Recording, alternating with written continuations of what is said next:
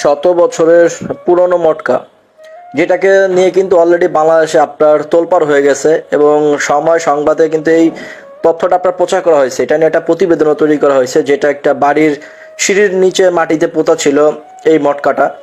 এটাকে ধারণা করা হচ্ছে যে প্রায় 100 বছর আগে যখন মানুষ পানি ঠান্ডা করার ফ্রিজ ছিল না, তখন তারা পানি ঠান্ডা করার জন্য এরকম মাটির ভিতরে পুঁতে রাখতো এরকম বড় বড় মটকা। এবং এই মটকা কিন্তু আপনার পাওয়ার পর এটা নিয়ে অনেক হইচই হয়ে গেছে। অলরেডি কিন্তু ভূতাত্ত্বিক যে আপনার আছে সেখানে লোক চলে আসছে। আপনার এখানে পানামা ঘর আছে, তো সেই পানাম জাদুঘরে এটা রাখার জন্য সংরক্ষণ করা হচ্ছে, যেটাকে ধারণা করা হচ্ছে যে আপনার 100 বছরের পুরনো হবে।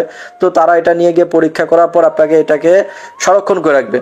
অলরেডি কিন্তু এখানে খনন কার্য শেষ হয়ে গেছে, প্লাস্টিক দিয়ে পেঁচানো হয়েছে, কারণ ফাটল ছিল, হয়তো প্লাস্টিক দিয়ে না পেঁচালে আপনার জিনিসটা খুলে পড়ে যাবে।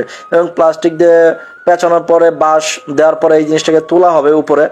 যেটা হচ্ছে যে এই জিনিসগুলো নিয়ে কিন্তু অনেকে আপনার ছড়ানো হয়েছে যে এটা নাকি গুপ্তধন ছিল।